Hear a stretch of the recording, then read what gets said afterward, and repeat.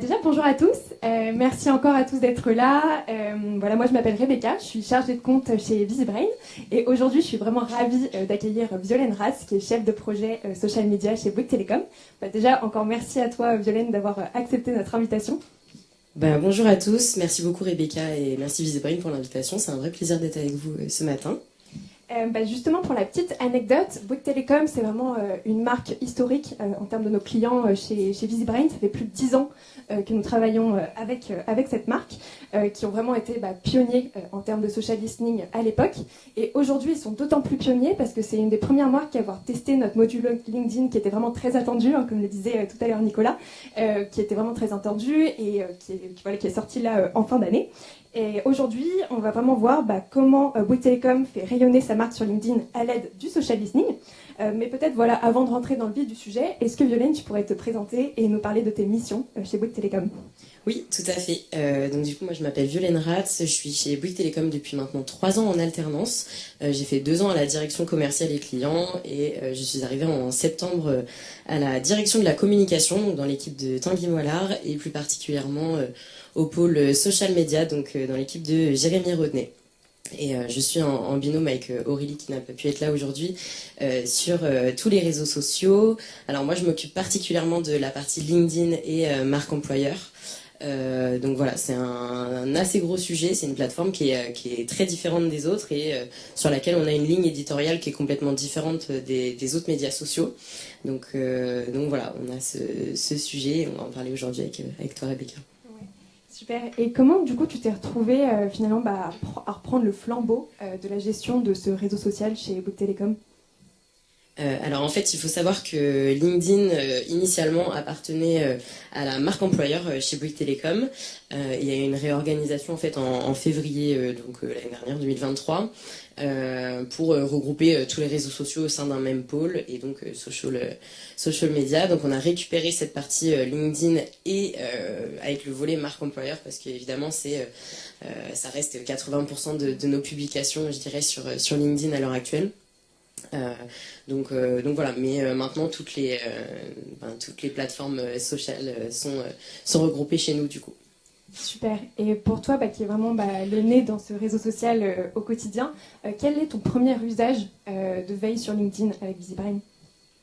Alors sur LinkedIn, on a déjà un gros besoin de veille d'e-réputation, surtout chez Bouygues Telecom, parce qu'en fait, il faut savoir qu'on a énormément de personnes qui communiquent au sujet de Bouygues Telecom chaque mois. C'est à peu près 1000 utilisateurs par mois qui mentionnent Bouygues Telecom. Donc c'est assez énorme. Il faut faire le tri dans tout ça et voir ce qui nous intéresse, etc. On a beaucoup de parties prenantes qui communiquent. On a des prestataires, on a nos filiales, on a des personnes du groupe. J'ai vu mes collègues de Bouygues SA tout à l'heure dans la salle. Donc on a besoin de s'y retrouver dans tout ça. On a aussi évidemment les concurrents qui prennent la parole et nos clients, même si c'est un petit peu moins le cas sur LinkedIn parce que c'est une plateforme qui est professionnelle et donc on a beaucoup moins ce service client réseaux sociaux où les clients prennent la parole. C'est vraiment moins le cas sur LinkedIn. C'est une plateforme qui est plutôt sympa. On n'a pas trop de bad buzz, on n'a pas toutes ces choses un peu négatives qu'on peut avoir sur les autres réseaux. Mais donc dans tout ça, évidemment, on a besoin de faire le tri, de voir ce qui est vraiment intéressant pour nous et de s'y retrouver surtout.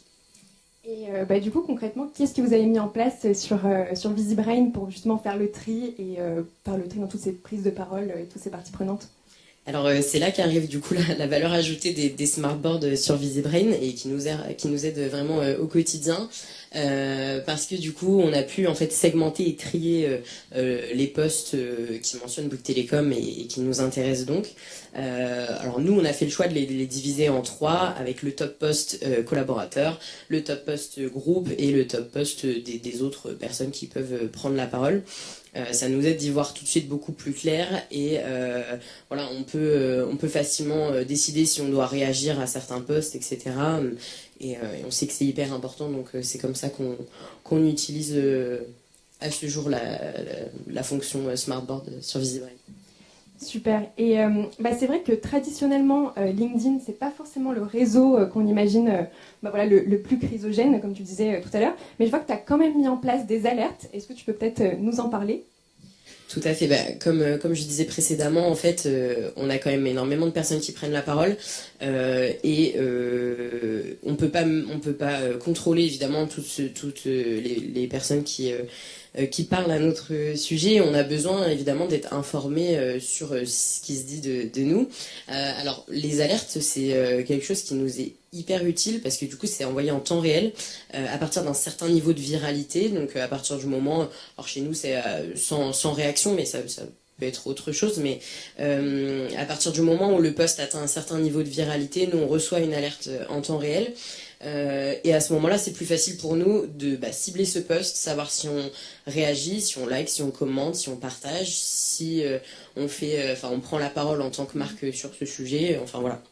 Donc ça prévient des buzz, qu'ils soient bons ou mauvais, et surtout ça nous permet, on n'est pas au courant toujours de tout ce qui peut se dire sur nous évidemment, donc ça nous permet de le voir en temps réel et beaucoup plus facilement.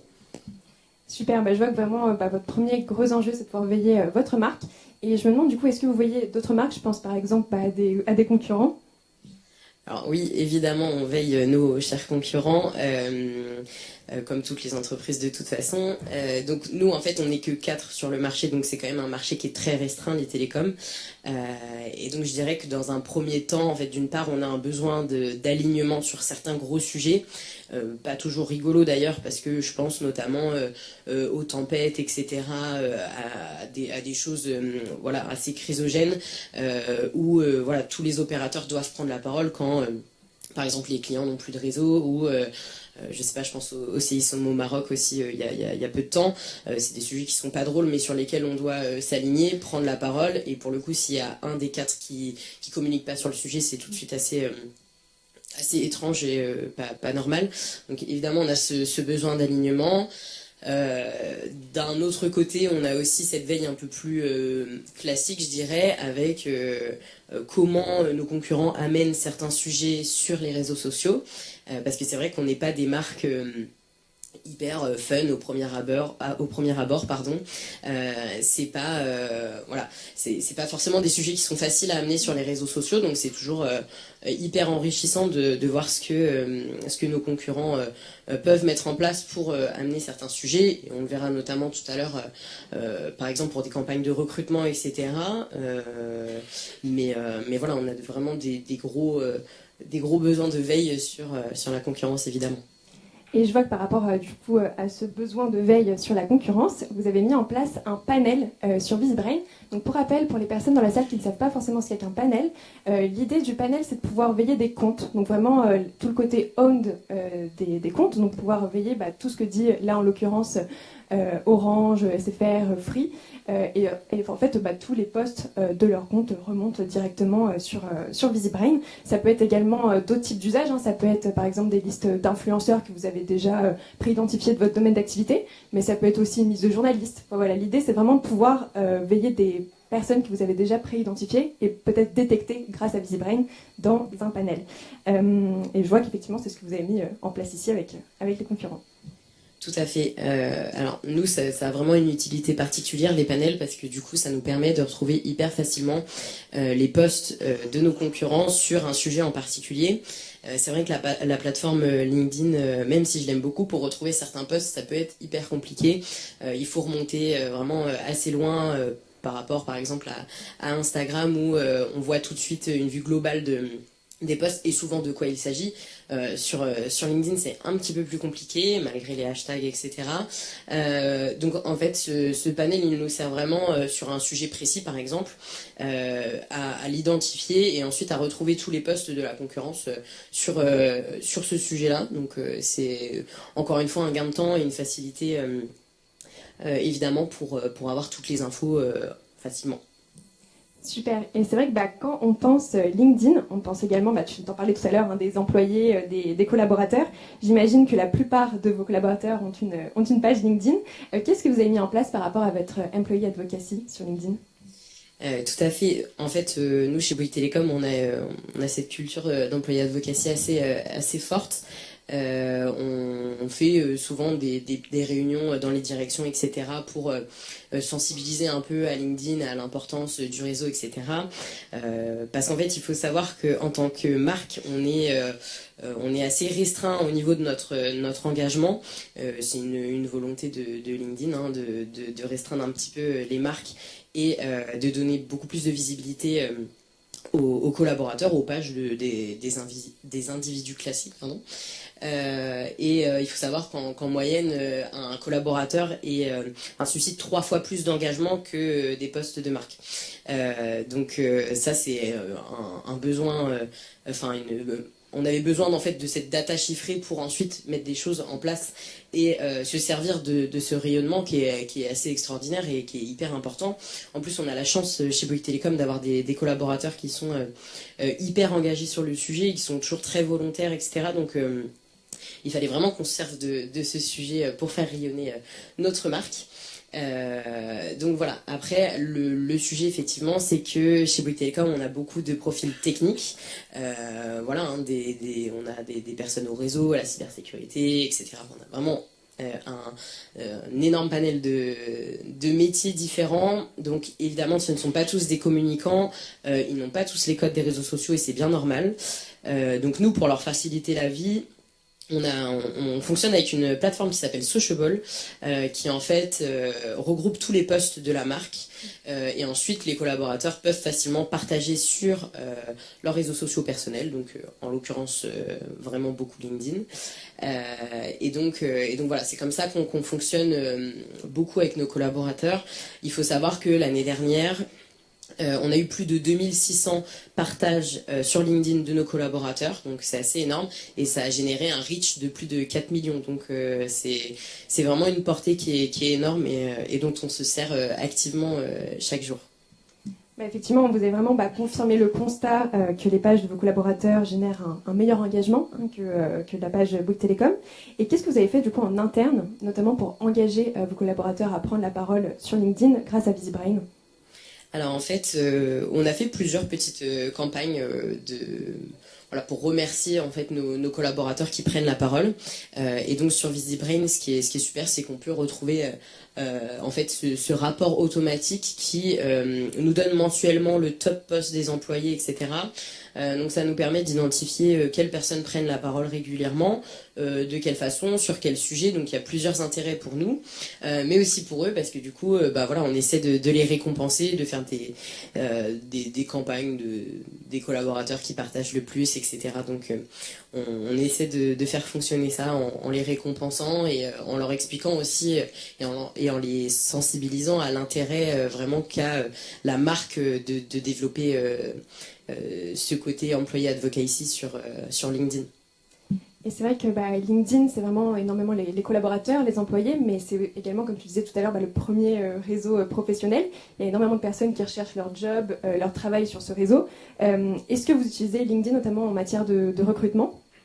Alors évidemment, sachant qu'en plus c'est historiquement la marque employeur qui avait ce réseau, donc on a encore une grande partie de ligne édito marque employeur, et on s'en sert beaucoup pour nos campagnes de recrutement. On a beaucoup de temps fort sur l'année de recrutement. Je pense notamment à la campagne de stage qui est aux alentours d'octobre-novembre, la campagne d'alternance qui est en cours actuellement et par exemple la campagne de recrutement pour les métiers techniques. Pour lesquels on a dû un petit peu plus de mal à recruter. Donc voilà, on a des gros besoins chez Bouygues Télécom de recrutement. Donc évidemment, derrière, on a des gros enjeux de communication sur nos réseaux à ce sujet.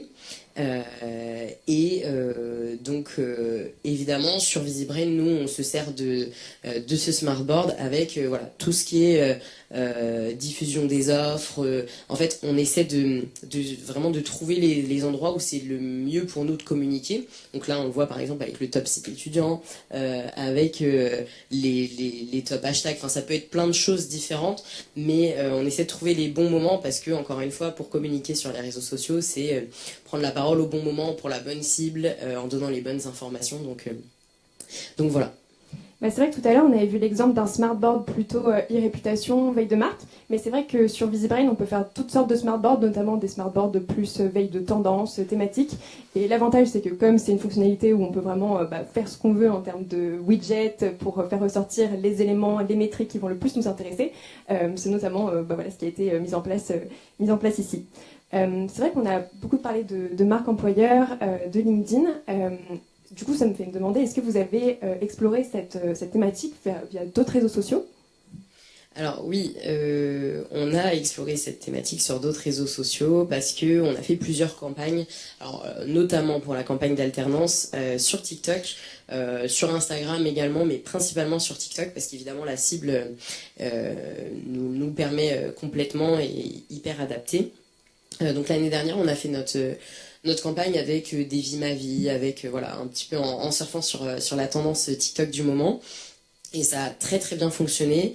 Les posts alternants se sont retrouvés, enfin notamment un, s'est retrouvé dans notre top 5 des posts TikTok de l'année. Donc franchement c'est super pour une campagne de cette envergure et pour la marque employeur au global. Franchement c'est super bien. Donc voilà, on continue de se développer de plus en plus sur ces plateformes-là.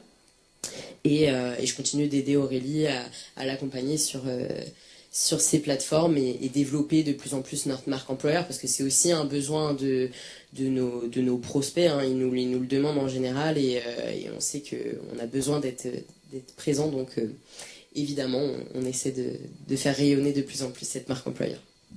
Bah, super, écoute, merci beaucoup Violaine. Donc, pour revenir un petit peu de notre échange, le social listening LinkedIn chez Bouygues Telecom, c'est vraiment 3 gros enjeux.